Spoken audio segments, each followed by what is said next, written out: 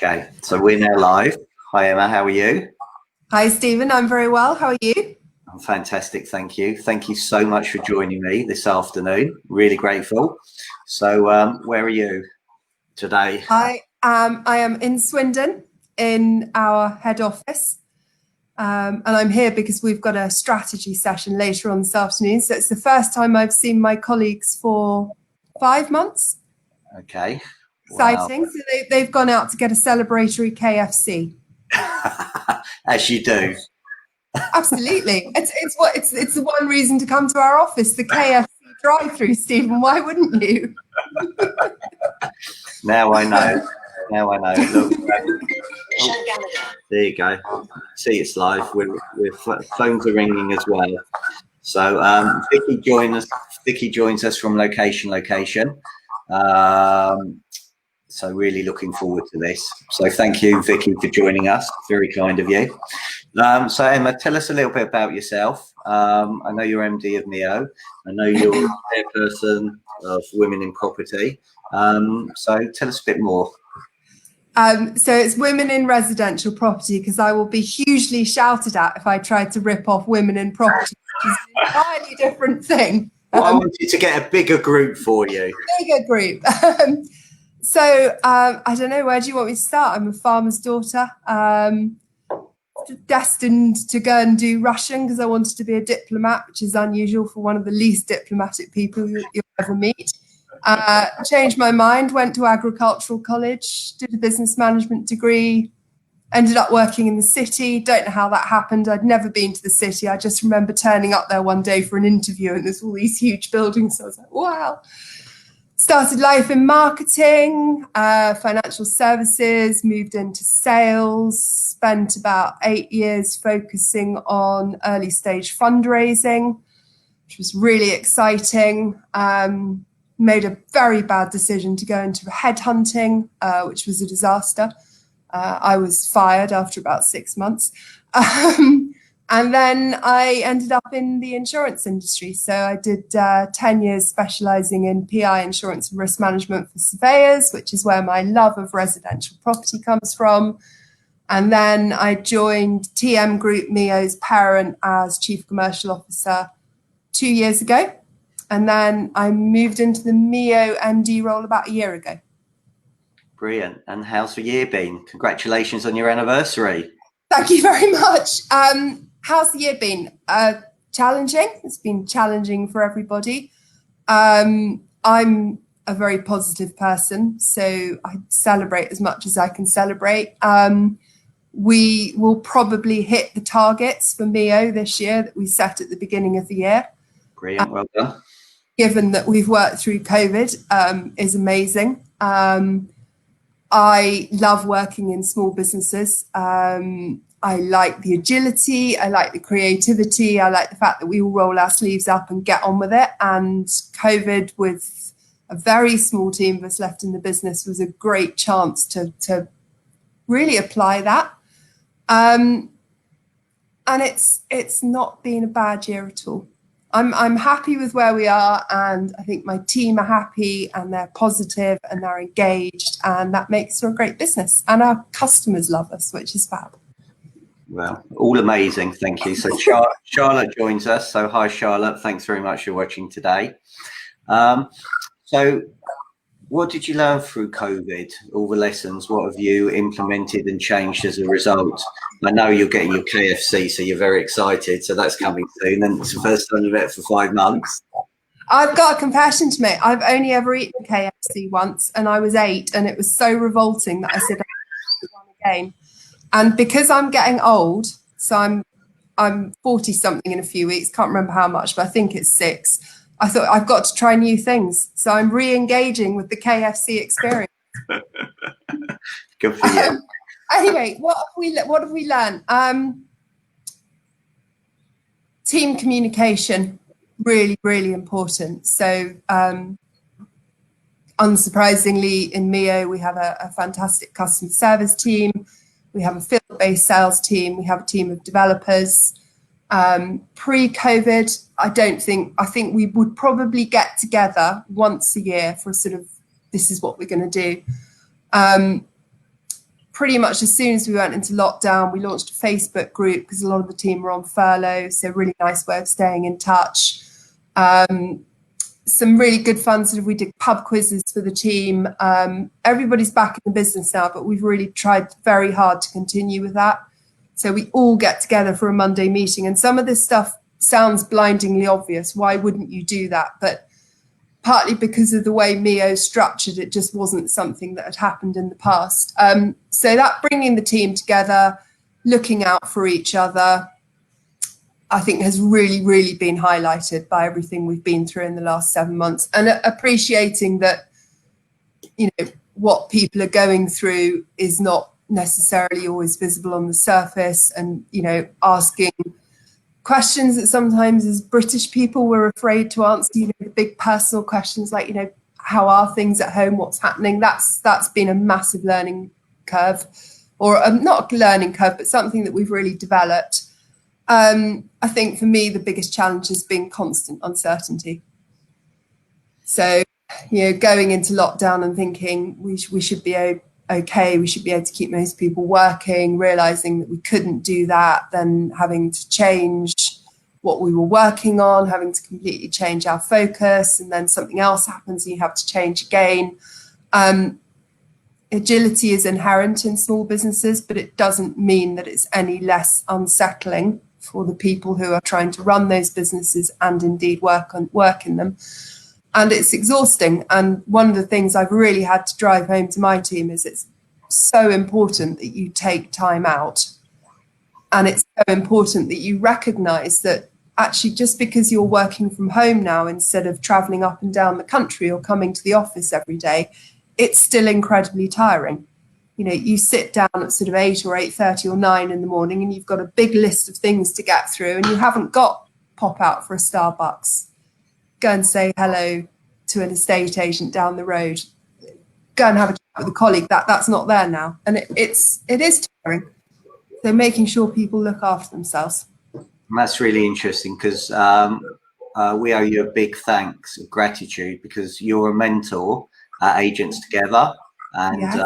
I'm really grateful. And obviously, one of the pillars there is well-being, and trying to help that. And my concern at the moment is the MDs of businesses, you know, and obviously people that have been furloughed, everybody, you're right, spot on, totally uncertain.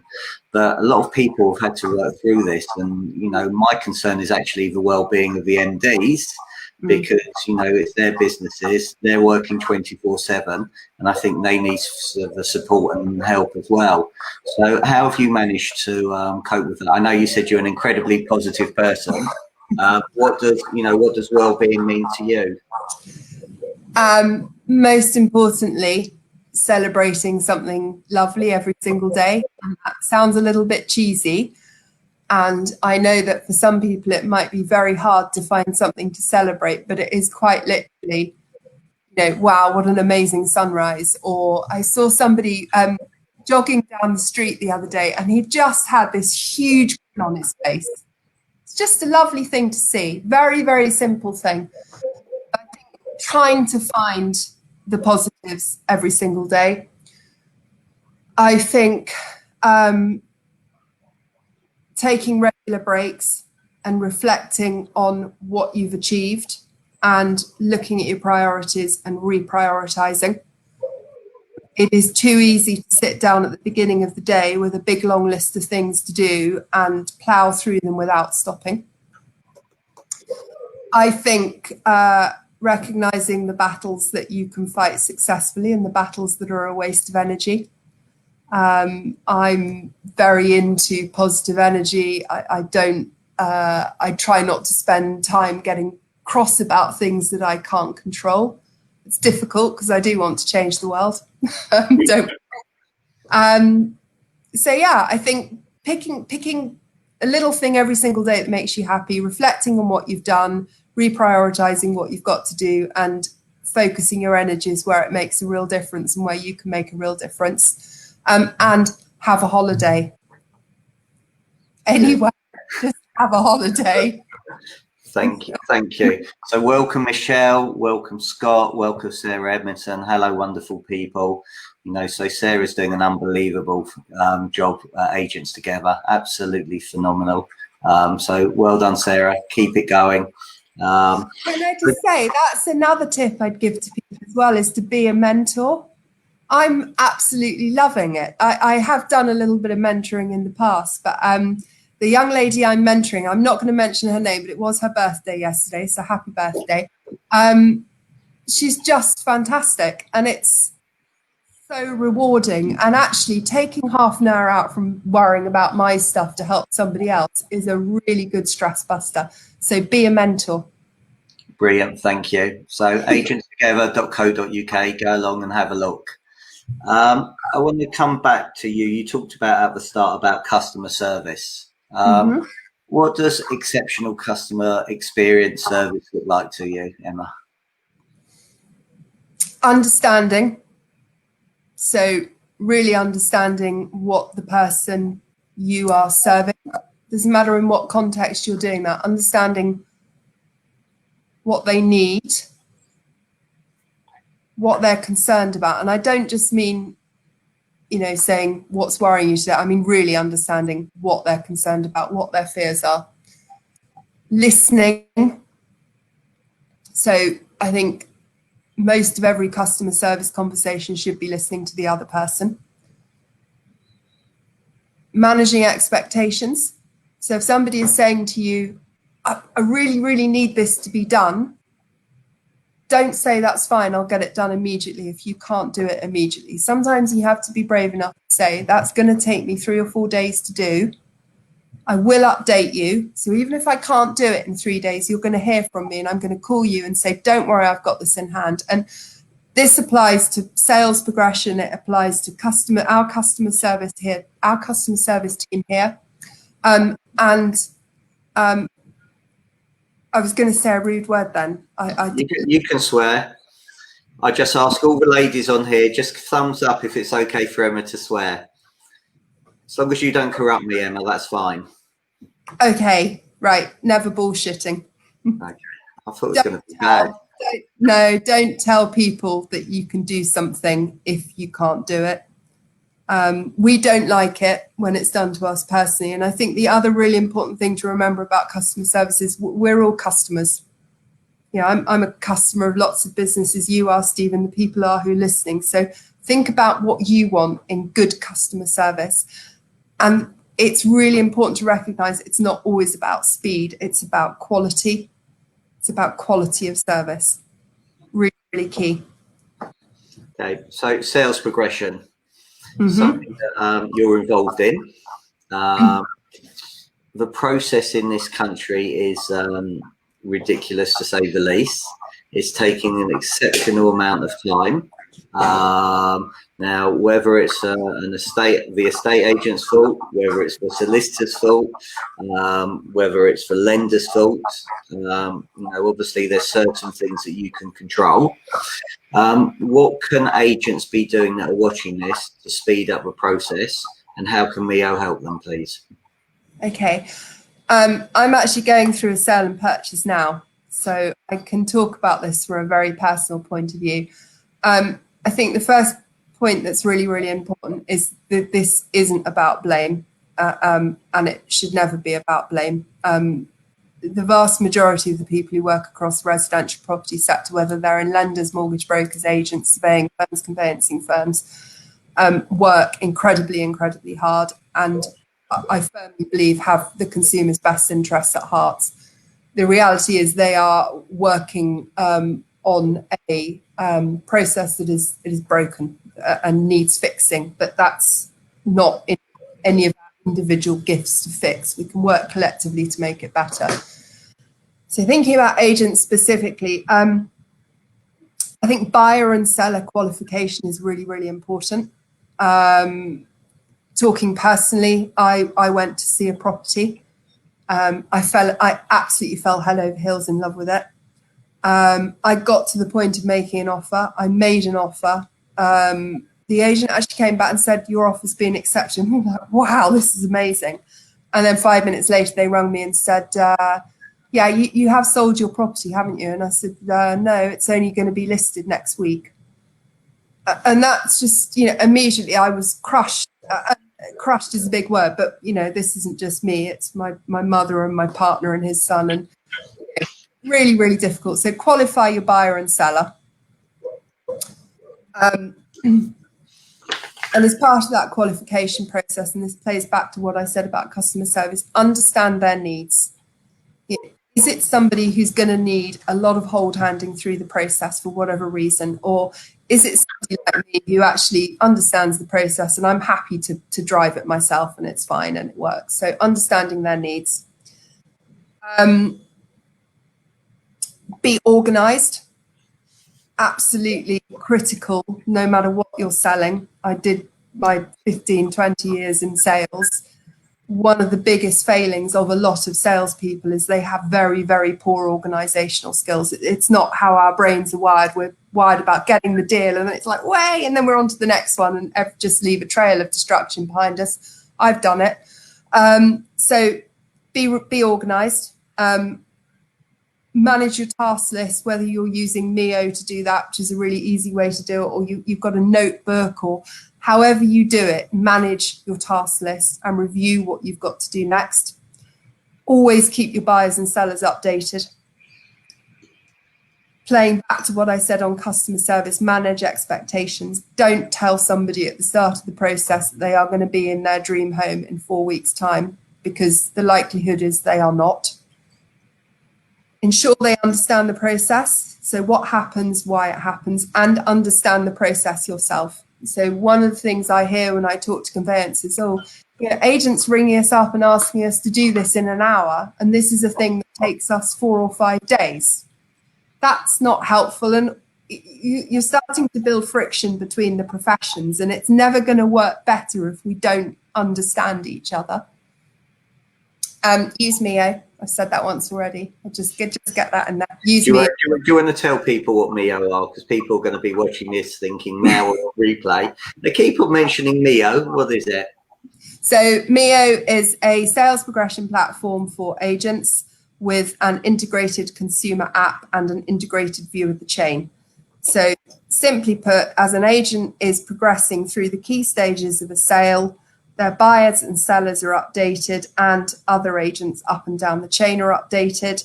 What's really clever about it is we don't expect agents to do all the work. So Mio takes milestone updates from conveyancing businesses, surveying businesses and mortgage broking businesses. So as an agent, you could go into Mio and you could see that something's happened on a sale or purchase without you even needing to pick up the telephone. It's just telling you, yeah, mortgage valuation completed. That's Mio. There you go. And for people watching this, so Michelle just said I was about to Google Mio. How do they find you? Mio.co.uk, or get in touch with me on LinkedIn, or give me a call or give me an email. Yeah. Okay, so I know you had a discussion last week. You had a surveyor on, you had Perry Power on, and you were talking about sales progression. Any top tips that you can share from that? Any secrets? It's going to get this time and market down. So actually, you're spot on. It's the consumer. They're the most important people on this. And if we can all work together and collaborate and get the process refined and better, and the times on market, it will become less stressful. We will get the sales through quicker, and we will be smiling a lot more. So some of the guidance I've given on sales progression was sort of that they were not direct quotes, fueled by what we discussed on the session last week with Perry and Joe, etc. I think 3 things that really shone out. First of all, make sure your buyer and seller are organised. So let's say you're selling, complete your law society forms as soon as you've listed your property. They are tedious, they take ages, but once you've done it, it's done. And the process is not going to happen without those being done. So complete those and make sure you've got the supporting paperwork to go with them. So for example, building reg certificate, that kind of thing. Collaboration between the professions. I've already made a lot of these points. It's so important. And Joe and Perry, for example, I've known Joe for a long while. Joe and Perry really understand. Joe's a surveyor, Perry's an agent. They really understand what each other do. and they understand how to work together to help get a transaction through. I think that's really, really important. And I think making sure your buyers understand and your sellers understand how they can make the process go faster themselves. It's in their interests. It shouldn't be entirely up to the agent and the conveyancer. Buyers and sellers have to take a little bit of responsibility. So the more you can do to inform and educate the buyers and sellers, the better. Brilliant. Thank you. Thanks for that. So hopefully I'll get this right now. Women in residential property. Okay, yeah. you're a chairperson, so congratulations. So how did that come about? How long have you been chairperson? What's it about? How do people get involved? So many questions. Okay, so I set Women in Residential Property up about 4 years ago now. So at the time I was working in insurance. I had a lovely network of ladies around me from the surveying, conveyancing, mortgage broking, insurance, lending sectors, and also a couple of ladies representing regulators and trade bodies. And it was very rare that we were ever all at the same event. And on the very rare occasion we were, it was a massive awards do. And, you know, we didn't have time to sit down and have a proper chat. And I hosted a lunch for us. And I'm not going to fib, it was an excuse to have a very good lunch. And in those days when we were still allowed to meet each other, we had quite a lot of wine as well. And there was about 20 of us at the first meeting. And just the noise levels in the room and the energy and the enthusiasm, and most importantly, the willingness to share information without blaming people, without saying, it's your fault this isn't working, or it's, you know, this is, it was just it was very fun, it was very friendly, and it was a very constructive, discussion. And out of that, I thought, okay, maybe there's a need to do something a little bit more formal here. So I tentatively organised another lunch about 4 months later, and we had 30 people at that lunch. And then we did another and we got 40, and it kept growing. And I suppose it got really serious about a year after I set it up. And we were beginning to get people contacting me saying, look, how do I get involved? I really want to come along. And it's now morphed into, we meet about once every 6 weeks. We do a Zoom meeting. We will either just have a sort of pan-industry discussion. So we'll say to somebody who works in conveyancing, you know, what are your challenges? What are your successes? What would help you? Same question to somebody in surveying, same question to somebody in agency. Or we'll have a speaker on a really pertinent topic. So we've covered things like availability of mortgages recently. Tomorrow our session's all about resilience, so really, really important at the moment. It costs £3 to attend. All the proceeds go to our chosen charity, which is a charity called Ella's, which supports women who've been the victims of slavery, modern trafficking. Very friendly group. Meetings typically last for about an hour and a half, lots of opportunity for discussion, and we have everything from the MDs of businesses to people who are literally just starting out in their careers. How do people get involved, please? Women in Residential Property group on LinkedIn, or womeninresidentialproperty.co.uk, or email me emma.vigus@neo.co.uk. Okay. You don't need to pay to be a member. You don't need to fill out a form. It's very, very informal. Fantastic. Thank you. Sarah Edmondson, Women in Residential Property is excellent. I would recommend everyone to get involved. And then coming back, Sarah says there's not enough cross understanding between professions. Many juniors in agency do not understand the conveyancing process.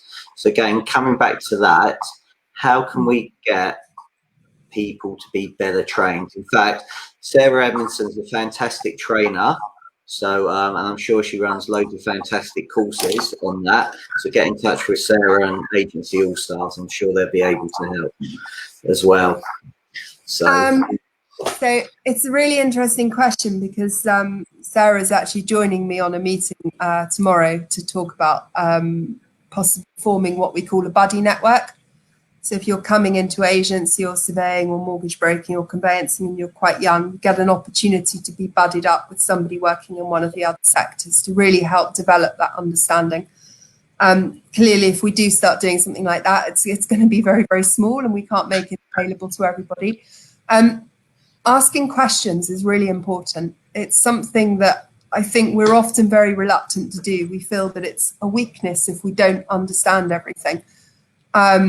And yet it's not. Asking a question is one of the bravest things that you can do, and it's one of the best ways to improve your knowledge. So, if you're an agent and somebody's using a term that you don't understand, or you're not understanding why something's taking 7 days, just politely and constructively ask the question. And that way you'll know, and that way you'll be able to inform your buyers and sellers, which is really, really, really important.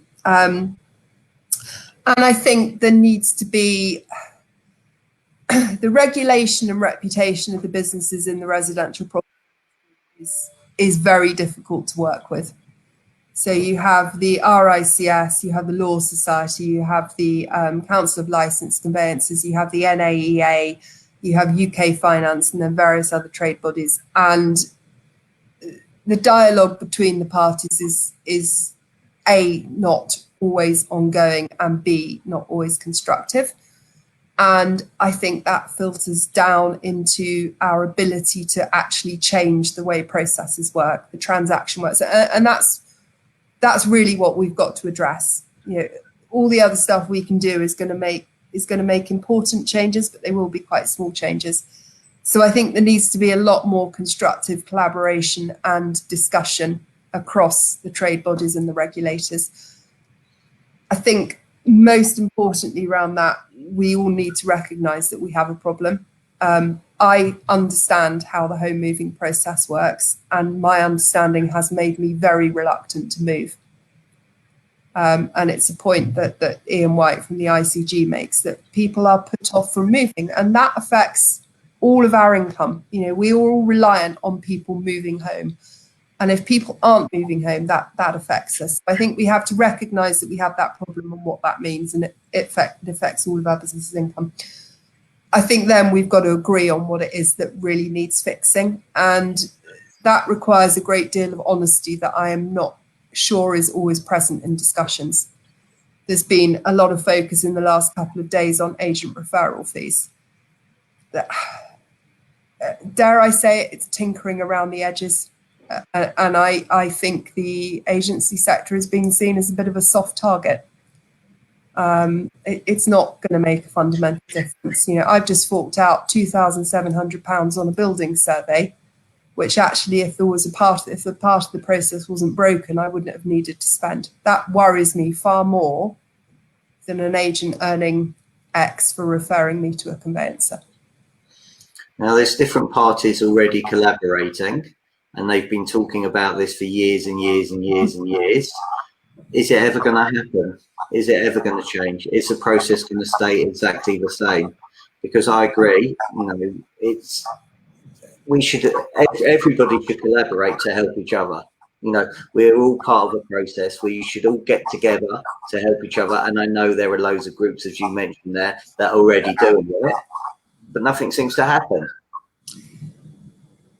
There is a huge commercial driver for it to happen, and I'm not going to talk through the maths now, but the home moving industry is worth billions of pounds. And actually, if you could encourage a small percentage increase on the number of people who move home next year, the size of that prize is very, very compelling. It is not difficult to take a piece of paper and some bright developers and re-engineer the process. And actually, there's not a lot stopping a third party that maybe none of us have ever heard of coming in and making those changes. There's regulatory hurdles to overcome, but I think the size of the prize is enough to ensure that those hurdles would be overcome. So I think we either seize the initiative and drive the change ourselves, as the home buyers and sellers group is trying to do, and as actually lots of people are trying to do, or somebody will come in and do it for us, and that will not be to the benefit of the hundreds of thousands of people employed in this sector who work very, very hard. 100%. And, you know, property was the first real profession, industry to come back. Call me cynical because of the stamp duty receipts. So, you know, you can see what it plays in the market, and obviously with all the local lockdowns as well, you know, estate agents are still able to show and sell properties, and people are still able to move. And that's a really important thing to celebrate, not just for agents, but across the whole industry. The level of agility shown by a group of professions who actually have a lot of hurdles thrown in their ways in terms of being flexible and adaptable. The level of agility shown over the course of the last 6 months has been absolutely incredible, and that should be celebrated. And it would be really nice to see us saying, you know, rather than saying, oh, you know, mortgage lenders are being slow, or brokers are being slow, or the surveyors being slow, or the agents being slow. Actually, let's look back at what we've achieved in the last 6 months and carry on building on that, rather than reverting to blaming each other. I absolutely love your attitude. I think it's fantastic. I wish more people had that sort of positive attitude. Coming back, I love your buddy idea, your and Sarah's buddy idea. I think that's absolutely fantastic. I think that can make a massive, massive difference. And I think if people can be better educated and understanding what each profession actually does, it's going to make a massive, massive difference. You know, I've been into solicitors' offices and I've seen their desks full of files, and literally it can go from here to the ceiling. And if they've got 4 or 5 people calling on every case, their workload is incredible as it is, and yet agents are calling and calling. They don't get any work done. I mean, it's crazy. So it's having to understand that, having to understand what questions you should be asking them, not the generic questions to chase them up the whole time. So it does make a difference. So coming back, women in the boardroom. Yeah. I know you've got a few views on that. I don't think that quotas is the way to deal with it. I think the most important thing is that you have people already around the boardroom table who really recognise how to employ and recruit and develop talent. And in my experience, that's not always the case. And that will always lead to boards that don't function properly, whether that's from the point of view of running great businesses or having the right people on the board. And that doesn't matter whether that's women, whether it's men, whether it's people from the ethnic minorities. It's a good board is about having the right people with the right experience and the right leadership qualities in role. And too often boards don't have that blend, and that is because of poor management decisions. So I think the most important thing that we can tackle is the quality of management. That's not a sector specific thing. I think that's across the board. There's a lot of people, and I don't discount myself from this, who end up in management roles because we're particularly good at something. Does that make us great managers? Not necessarily, no. And I think also we have to recognise that women take lots of career decisions, and the decision not to go for a board level role is not always a negative decision. I know lots of incredibly talented, very skilled women who have made the decision to go into consultancy because that suits their work-life balance, or it suits their lifestyle requirements, or they see that as the best way of helping a range of businesses. So I think sometimes when we frame the conversation about women who are on boards, we see it as a negative thing that a woman's not choosing to go onto a board. Being on a board is definitely not for everyone. There are plenty of other ways that you can use your skill sets to bring value both to businesses and to the people in those businesses. Okay, thank you. So what about you, Emma? What do you do to self-develop, improve? What you're reading at the moment? Any good books out there, podcasts, audio books? I'm mostly reading Rightmove to find a house to buy. I spend a long while reading Rightmove. Oh dear, I don't know if I should say this. I've been given quite a lot of management books over the year, and I'm afraid to say that I've never read a single one. Sorry, my bad. That's all right. I am very much, I like to learn on the job. Well, my poor team, bless them. I'm sure they'd like to throw some management books at me, but yeah, I like to learn on the job. I'm not good at reading things, and, you know, it doesn't compute in my brain. What do I do to... I'm also not a massively reflective person. I'm not really sure what I do to develop. I try to be very honest with myself. Try not to beat myself up too much when I get things wrong, which I do a lot of the time. We all do. It's human nature. I love talking to different people. I think that's really important. I try and talk to, you know, when we're allowed to. I'm a voracious networker. You learn so much from, you know, looking at how different industries operate. That's probably my top tips, I think. Okay, thank you. So I'm very shy, as you can tell, and I find that networking very challenging. So tips to help people overcome their fear when it comes to networking and having conversations.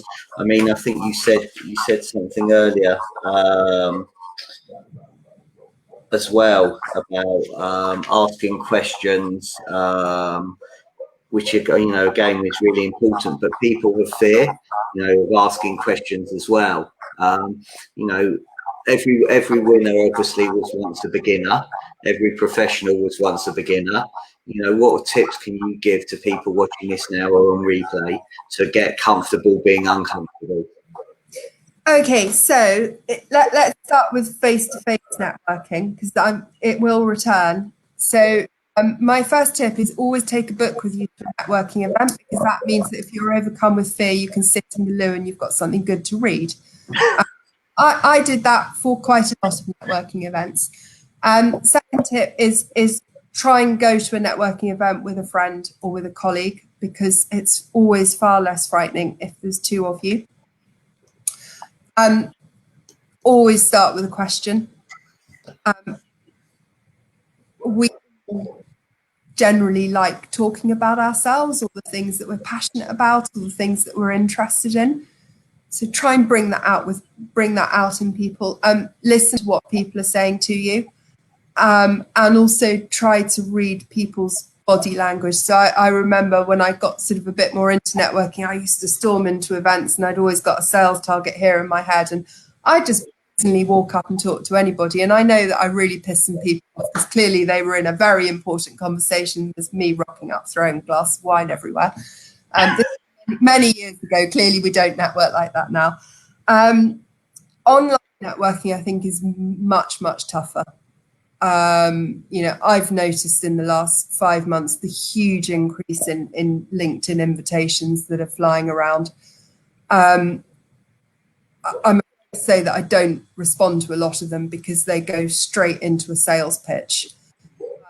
The best one I had was from a marketing agency, the MD of a marketing agency, about a week ago, and all he said was, just been reading about Mio. I've just moved house and I know how difficult it was, and I wish I'd had something like Mio to help me. Now, okay, he was probably blowing a little bit of smoke up my bottom, but he'd actually taken time to understand what our business does. That is so important. You know, if you're going to make a cold approach to somebody, whether you're trying to sell to them or you need their help, understand a little bit about their life. And then always give back. So if you're asking somebody, and this applies in sales progression as well, somebody gave me this tip recently. If you're asking somebody to do something for you, remember when they do that and keep it up here and give them something back, because there are a lot of people who take. And at some point, somebody's going to say, no, actually, that's it. Because life doesn't work like that. We're all human as well. We forget, I think when we go into business, we think our brains change or something. It's not. We go into business as individuals, as people, and what we like in a conversation with our mates is not dissimilar to what we want in a conversation at networking. Okay, it might not be quite as personal, but, it's engagement, it's smiles, it's positivity, it's, interest. Yeah. Fantastic. Well, look, I'm so grateful for your time. Thank you. And you've been an absolutely amazing guest. I love your passion. I love your energy. I love your positiveness. I love that you look for every success you can celebrate every day, which is a great thing. I'm a firm believer in gratitude and writing things down in the morning, what I'm grateful for as well, seeing those as small successes. So one final question for you, Emma. If you were starting your career today, knowing what you know now, what would you do? What would you do differently? I would never have gone into recruitment.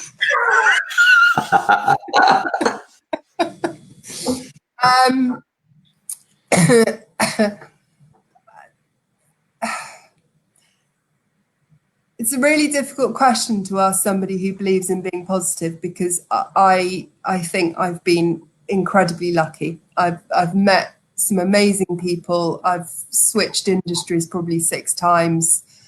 I've worked for some fantastic bosses. So it's difficult to look back and say, what would I have done differently? What I would have done differently was to have followed my passion when I was 18 and gone to university and done my degree in Russian. But I'm 46 now, and I'm probably too old to go to Russia and try and be a diplomat. So property industry stuck with me, I'm afraid. Oh, well, look, you've been an amazing guest. Thank you so much for your time. I'm incredibly grateful. So, once again, if people want to get hold of you and know more about Mio, where would they do that, please? And also find out more about women in residential property. So mio.co.uk, womeninresidentialproperty.co.uk, or email me, emma.vigus@mio.co.uk. Brilliant. So everybody, thanks so much for watching now, or whether you're watching on replay. There's not going to be a lunchtime learning on Thursday because you've got the EA Masters, which is an incredible learning event. So 28 hours, some incredible speakers. So my advice to you is, if you haven't got tickets for that, go and get tickets. Seth Godden's speaking, who's exceptional. If you haven't read his book, The Purple Cow, some absolutely exceptional speakers on there. And I think it's a really good investment for what they're charging. So enjoy, and I'll see you next Tuesday, where I have got somebody who was in the Special Forces who's going to be sharing their story and actually talking about resilience, because they needed incredible resilience. So Emma, thank you so much. Everybody else, thank you so much for watching, and have a great Tuesday afternoon. Bye. Thank you, Steve.